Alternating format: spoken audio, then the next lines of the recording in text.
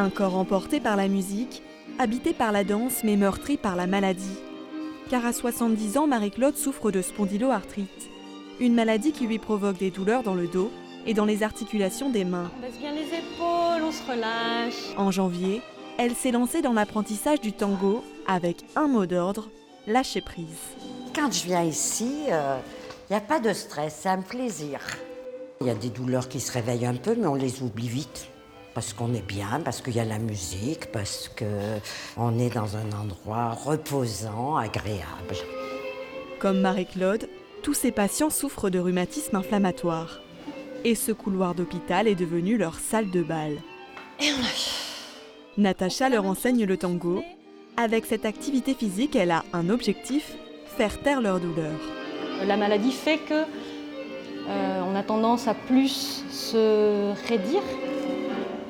On va travailler essentiellement la colonne vertébrale, donc du bassin à la nuque en fait. Tout ça pour chercher cet étirement-là et lutter contre la maladie qui va faire ça. Si aujourd'hui Marie-Claude peut danser, ses douleurs articulaires ont parfois été intolérables. Alors, les douleurs, vous avez l'impression, au niveau des articulations, qu'on vous les broie. 24 heures sur 24, j'ai eu des moments, si vous voulez, pas de répit. Hein. Donc, vous restez chez vous, vous vous couchez, et puis voilà, donc vous vous isolez du monde, quoi. Sa maladie, Marie-Claude la supporte depuis 10 ans. Les crises ont été nombreuses et les traitements aussi. Aujourd'hui, ses cours de tango s'ajoutent à une nouvelle thérapie médicamenteuse qu'elle prend depuis quelques mois. Ouais. Bon, elle va mieux, mais enfin, vous voyez, c'est pas parfait encore. Hein. Mais bon, même si c'est gonflé, c'est quand même un peu moins gonflé que... Ah bah, hein? Je peux écrire, Ouais. je peux porter un plat, Ouais. je peux attraper des choses, alors qu'il y a début janvier, fin janvier, je pouvais plus. Le tango a permis à Marie-Claude de se remettre à bouger.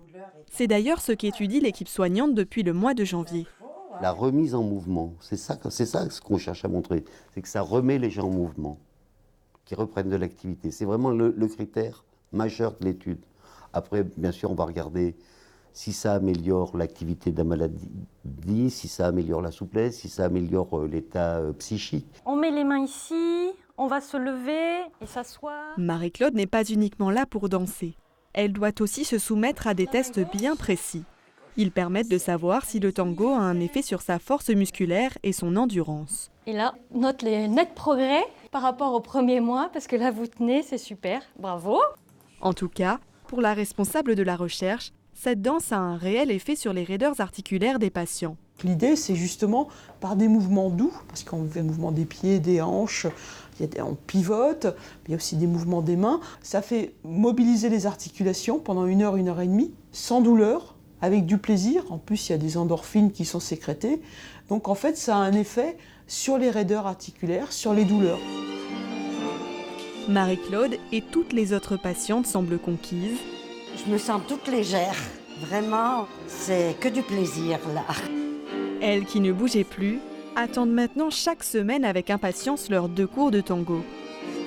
Ça apporte beaucoup au niveau des sensations qu'on avait oubliées, d'un équilibre du corps qu'on avait perdu. Pendant 1 heure, on oublie nos soucis, on oublie tout. Et on est heureuse et on part pour l'après-midi, pour un après-midi bien. Cette étude doit encore inclure une 30aine de personnes. Les résultats sont attendus en avril 2020.